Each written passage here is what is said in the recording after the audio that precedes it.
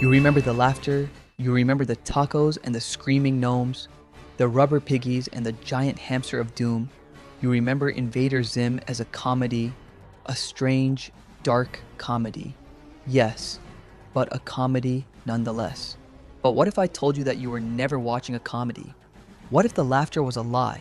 A strategic smokescreen deployed by Nickelodeon to make palatable something far more disturbing? What if you were actually watching a tragedy? A story of cosmic cruelty so profound that the network had to bury it beneath a mountain of jokes just to get it on the air? This is not nostalgia. This is not celebration. This is deconstruction. Today, we strip away the humor to reveal the show Jhonen Vasquez truly intended to make. A show that dared to ask, what if everyone is broken? What if no one deserves to win? What if failure isn't just an outcome but the entire point? The truth no one dares to speak is this. Invader Zim is a show about failure, not the temporary, sitcom kind where lessons are learned and problems are solved, but permanent, soul-crushing, existential failure. The kind that defines every character's existence. The kind that cannot be fixed because the systems that created it are fundamentally, irreparably broken. We're going to examine the evidence. We're going to use Vasquez's own words from interviews and DVD commentaries. We're going to look at the unproduced episodes, the stories too dark even for this dark show. And we're going to prove that beneath the surface, absurdity lies something far more disturbing.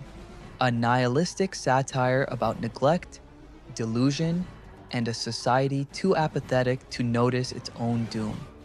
To understand this corrupted truth, we must first look past the incompetent alien invader and see him for what he truly is, a defective soldier abandoned by a galactic empire that never wanted him.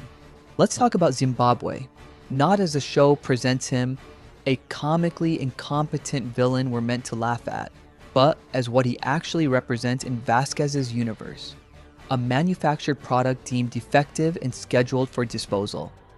The Urkin Empire is not a civilization, it's a factory, a machine that produces soldiers based on a single criterion: height. The taller you are, the more valuable you are. The shorter you are, the more disposable. This isn't metaphor.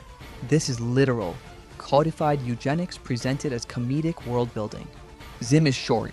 Therefore, by the Empire's design, he is worthless. He was created defective, and in any sane system, he would have been destroyed immediately. But the Urkins don't destroy their defects outright. That would be wasteful. Instead, they deploy them as expendable shock troops, as cannon fodder, as problems to be disposed of through glorious suicide missions. Now, let's discuss Operation Impending Doom I. The show presents this as a funny backstory. Zim accidentally destroyed most of his own planet while trying to prove himself. We laugh because it's absurd, but strip away the absurdity and look at what actually happened. A defective soldier, desperate for validation from a society that views him as garbage, was given just enough authority to cause catastrophic damage. The tallest knew he was incompetent. They knew he was dangerous, and they sent him anyway. Why? Because they hoped he would die, because his death would be convenient, because disposing of defective units is easier when they eliminate themselves. In DVD commentaries, Vasquez explicitly discusses this dynamic. The tallest don't hate Zim in the way villains hate heroes. They're annoyed by him, the way you're annoyed by a persistent insect. They want him gone, but they can't be bothered to kill him directly. So they devise Operation Impending Doom 2, not as a real mission, but as an elaborate execution disguised as an honor. Think about what they actually did. They sent Zim to the most remote, irrelevant planet they could find. They gave him a malfunctioning robot made from trash. They installed a guidance system designed to waste as much of his time as possible. And then, they stopped answering his transmissions. We laugh when the tallest ignore Zim's calls, when they see his face on their view screen and groan, when they make jokes about hoping he dies. But the reality beneath that comedy is chilling. They are waiting for him to die. Every time they don't answer, They're hoping the next transmission never comes. They've sent him to a tomb and called it a throne. And Zim cannot see it. He cannot accept it. His entire personality, the narcissism, the delusion, the pathological need for recognition, is a trauma response. It's psychological armor constructed to protect him from the unbearable truth that he is unloved, unwanted, and fundamentally worthless to the only society he's ever known. In interviews, Vasquez has described Zim as someone who creates his own reality to survive. That's not comedy. That's dissociation. That's a defense mechanism employed by abuse victims. Zim's mission is a delusion he clings to because the alternative, accepting that he was thrown away like garbage, would destroy him utterly. Every time Zim declares his superiority, every time he announces his genius, every time he screams about his inevitable triumph, he's not being villainous. He's being desperate. He's a drowning person insisting they know how to swim while the water closes over their head. The show wants you to laugh at Zim's failures, but Vasquez constructed something darker. A character study of psychological disintegration, of what happens when a sentient being is manufactured to serve a purpose and then told they're too defective to fulfill it. Zim isn't trying to conquer Earth. He's trying to prove he deserves to exist, and he's failing. He will always fail, because the system that created him was designed to ensure his failure. The Urkin Empire doesn't make mistakes. It makes Zim and then disposes of him. But the psychological horror of Zim's delusion is nothing, absolutely nothing, compared to the quiet, real-world tragedy unfolding in the home of his human nemesis. Dib Membrane, the show's hero. The human boy who sees through Zim's disguise and dedicates himself to exposing the alien threat. We're supposed to root for him, right? He's the one who recognizes the danger. He's the one trying to save the world. But let's reframe this. Let's look at what Dib actually is.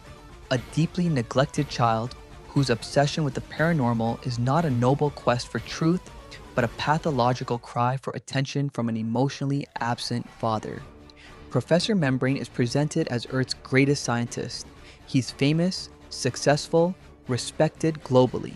He's literally saved the world multiple times through his inventions. By every conventional metric, he's an ideal parent.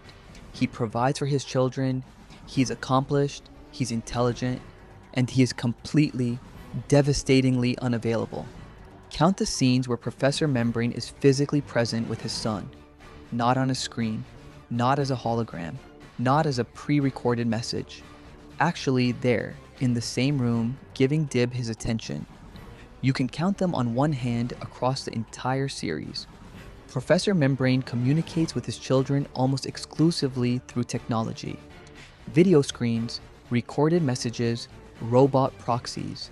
He is always somewhere else, always working, always saving the world, while his own son is drowning in neglect right in front of him. And when he does interact with Dib, what does he do? He dismisses him, he ridicules his interests, he tells him repeatedly that the paranormal doesn't exist, that Dib's passion is a waste of time, that he needs to focus on real science. Every conversation is a rejection. Every interaction reinforces the same message. Your interests don't matter. Your observations don't matter. You don't matter. This is the core tragedy of Dib's character. He is correct about everything and no one believes him.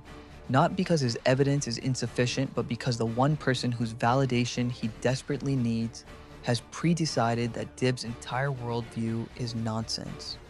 Think about what this does to a child's psychology. Dib sees an alien. He has proof. He presents that proof to authority figures, to his father, to his teachers, to anyone who will listen. And they all tell him he's wrong. They all tell him he's crazy. They all tell him to stop wasting everyone's time. So Dib doubles down. He becomes more obsessive, more extreme, more isolated. Because if he can just get enough evidence, if he can just expose Zim definitively enough, then maybe his father will finally pay attention. Maybe his father will finally say, "You were right. I'm proud of you." That moment never comes. It was never going to come. Because Professor Membrane's rejection of Dib's interests isn't about evidence, it's about control. It's about molding Dib into the son he wants rather than accepting the son he has. Now, let's discuss the unproduced episode that Vasquez has talked about extensively, Mopiness of Doom. In this episode, both Zim and Dib become so depressed, so exhausted by their constant failures and rejection that they give up completely. They abandon their conflict and sink into total apathy. And here's the devastating part. No one notices. Zim stops trying to conquer Earth, and the tallest don't care because they never expected him to succeed. Dib stops trying to expose Zim, and his father doesn't notice because he was never paying attention anyway. The episode would have ended with both characters in a state of permanent clinical depression, until they realize that fighting each other is the only thing that gives their existence any meaning, and they return to their pointless conflict out of sheer existential desperation. Nickelodeon rejected this episode. It was too dark, too honest, because it revealed the truth that Vasquez had been building toward. These characters aren't fighting over anything real. They're fighting because the alternative is confronting the void at the center of their lives. Dib's tragedy is that he's the most perceptive human on Earth, and that perception has isolated him completely. He sees the truth, but the truth has made him an outcast. His father represents the ultimate horror in Vasquez's universe, cold, sterile logic that has no room for humanity, for emotion, for simply believing your child when they tell you something is wrong.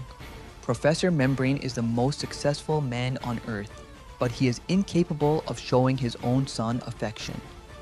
What hope does the world have if its savior is a product of such profound emotional neglect? If the smartest human alive cannot understand something as basic as parental love, the answer, according to Vasquez, is that the world has no hope. Because Dib isn't the exception, he's the warning. His neglect is just one symptom of a much larger disease. A defective soldier fighting a neglected child. A seemingly epic battle that is, in reality, just a desperate flailing of two broken people. But their personal tragedies are dwarfed by the sheer grotesquerie of the world they inhabit. A world that, perhaps, doesn't even deserve to be saved. Let's talk about the humans in the Invader Zim, not as innocent bystanders, not as victims, but as what Vasquez actually presents them to be, grotesque, self-absorbed, and terminally stupid. This is not affectionate satire. This is contempt. Look at how humanity is drawn in this show. The character designs are deliberately ugly. Bulbous, misshapen bodies, dead eyes, slack-jawed expressions of permanent stupidity. These aren't exaggerated for comic effect. They're exaggerated to convey disgust. Vasquez's art style, inherited from his indie comic work, is specifically designed to make humans look repulsive, and their behavior matches their appearance. The humans of Earth are not clever or resourceful. They are oblivious to the point of parody. Zim's disguise consists of green skin and no ears, features that should immediately mark him as non-human. Yet the entire population accepts him as a slightly weird child. We're supposed to laugh at this. Haha, humans are so dumb they can't recognize an obvious alien.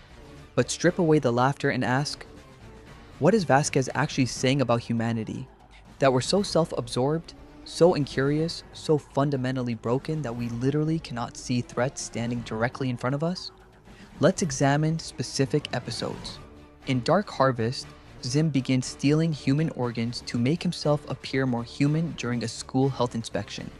He walks through the school, visibly removing organs from students, stuffing himself full of random body parts until he's a grotesque, bulging mass of stolen meat. And the response from authority? The school nurse compliments him on being so full of organs. This isn't absurdist comedy. This is body horror being played for laughs because the alternative, acknowledging how disturbing this scenario actually is, would be unbearable. Or consider the wetting, where Zim discovers that water burns his skin. The entire episode revolves around children engaging in what amounts to chemical warfare against an alien, gleefully throwing water balloons that cause him agonizing pain. and the humans don't question why this one child screams and burns when touched by water. They don't care, because caring would require thought, and thought is beyond them. The systems that govern this world are equally broken. The school system is pure bureaucratic nightmare, run by adults who barely qualify as sentient, teaching children nothing of value, existing only to warehouse young people until they're old enough to join the workforce. Ms. Bitters, Dib and Zim's teacher, literally tells her students, "You're all going to fail in life. You're all doomed." This is presented as humor, but it's also just true. The show never contradicts her. The media is worthless. When Dib finally gets photographic evidence of Zim and presents it on a paranormal television show, the host dismisses it instantly, more interested in ratings than truth. The news focuses on meaningless nonsense while world-ending events unfold unnoticed. Even Earth's greatest defender, Professor Membrane, is complicit in this societal failure. He's created incredible technology, and what has humanity done with it? Nothing of significance. The world remains exactly as stupid, as cruel, as self-destructive as it was before his inventions. Technology hasn't saved humanity because humanity cannot be saved. The rot is too deep. In interviews and commentaries, Vasquez has been remarkably frank about his view of humanity. His earlier work, particularly the comic series Johnny the Homicidal Maniac, was explicitly misanthropic. He's described society as fundamentally absurd, driven by consumption and conformity, with most people sleepwalking through existence. Invader Zim was meant for Nickelodeon, so the edges were sanded down. The misanthropy was disguised as kid-friendly chaos, but it's still there. Every episode is a small indictment. Humans are too stupid to survive. They ignore warnings. They attack the strange. They reward mediocrity and punish difference. They built systems that perpetuate ignorance and call it education. The ultimate joke, the one Vasquez returns to again and again, is that Zim doesn't need to conquer Earth. Earth is already conquering itself.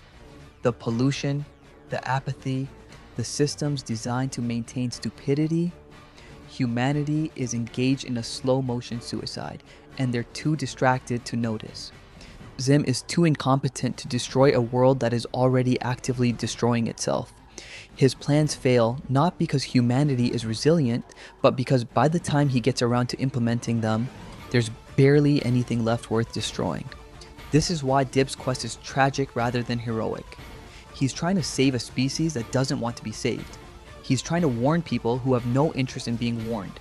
He's screaming into a void of apathy, and the void is so vast, so complete that his voice doesn't even produce an echo. The humans in Invader Zim are not innocent. They are complicit. They are the architects of their own doom. And when the end comes, and Vasquez made clear the end was always meant to come, they will deserve it. Now, we come to the ending. The finale that was planned but never produced. The ultimate punchline that would have revealed the true nature of everything we'd been watching. Vasquez has discussed this in multiple interviews. The series was meant to end with Zim discovering the truth. The tallest have been laughing at him the entire time. His mission was fake. His purpose was a lie. Everything he's done, every scheme, every grand declaration of inevitable triumph, it was all a joke at his expense. And Zim, confronted with this unbearable reality, would break. Not in a comedic way, not in a funny villain tantrum way. He would genuinely, psychologically break. The delusion that had protected him, that had allowed him to function despite being discarded by his society, would shatter. And in that moment of absolute clarity, of finally seeing himself as he truly is, Zim would do the only thing left to him: lash out with everything he has. The finale would have shown Zim launching one final desperate attack, not to conquer Earth, but to prove his worth, to force the tallest to acknowledge him, to make them see that he was not worthless, that he was not garbage, that he mattered. And in his rage and incompetence, because Zim remains incompetent even in his moment of greatest clarity, he would accidentally succeed where he'd always failed. He would activate ancient Urkin technology buried beneath Earth's surface. He would begin the process of transforming the entire planet into a massive Urkin ship, capable of navigating through space. For one brief, shining moment, Zim would be triumphant. He'd done it. He'd accomplished something genuinely impressive, something that would force the tallest to recognize his value. But the tallest, flying through space in their massive armada, would see Earth beginning to move, and they would calculate its trajectory. And they would realize with growing horror that Earth's new course would intersect directly with their fleet. They would try to steer away, they would fail, and Earth, now a massive, uncontrolled projectile piloted by an alien who never learned how to properly operate Urkin technology, would collide with the tallest armada. The impact would destroy both. The Urkin fleet would be obliterated. The tallest would die. Earth would be shattered. Humanity would be wiped out instantly. Zim, Dib, everyone and everything would be erased in a single, catastrophic collision. Nobody wins. Zim fails to gain recognition because he kills the only beings whose recognition he craved. Dib fails to save Earth because Earth is destroyed. The tallest fail because their cruelty catches up to them in the most literal way possible. Humanity fails because they remained oblivious until the very end. It's the ultimate expression of Vasquez's philosophy. Failure is not just an outcome. Failure is the natural state of the universe. All efforts are ultimately futile. All struggles are ultimately meaningless. The cosmos itself is a vast engine of disappointment, and we are all just waiting for it to grind us into nothing. The network, of course, never allowed this finale to be made. It was too dark, too nihilistic, too honest about the show's actual themes. Nickelodeon wanted to sell toys and encourage merchandising. They didn't want to air an hour-long meditation on the meaninglessness of existence, so the show was canceled instead. No finale, no resolution, just nothing. Which, in a way, is perhaps the most appropriate ending of all. The story of Invader Zim ends not with a bang, but with silence, with cancellation, with being discarded by a system that no longer found it valuable, just like Zim himself. So here we are at the end of the deconstruction, having stripped away the jokes, the absurdity, the manic energy that made Invader Zim palatable to a network and an audience. What's left? A show about a defective product abandoned by its creators. A show about a neglected child screaming for attention that never comes. A show about a species too stupid and apathetic to recognize its own doom. A show about failure, permanent, existential, inescapable failure. Jhonen Vasquez created something genuinely subversive. Not subversive in the safe, marketable way where rebellion is just another product to be sold, but subversive in the dangerous way, in the way that asks uncomfortable questions and refuses to provide comforting answers. The network wanted a comedy. They got a tragedy wearing a comedy's mask.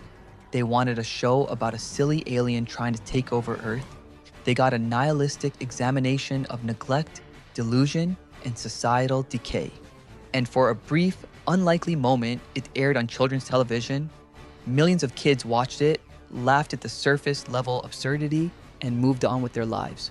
But some of us felt something else beneath that laughter, something uncomfortable, something that suggested the jokes were covering up a truth we weren't ready to face. The truth that no one deserves to win because the game was rigged from the start. The truth that trying your hardest doesn't guarantee success. Sometimes it just guarantees you'll fail more spectacularly.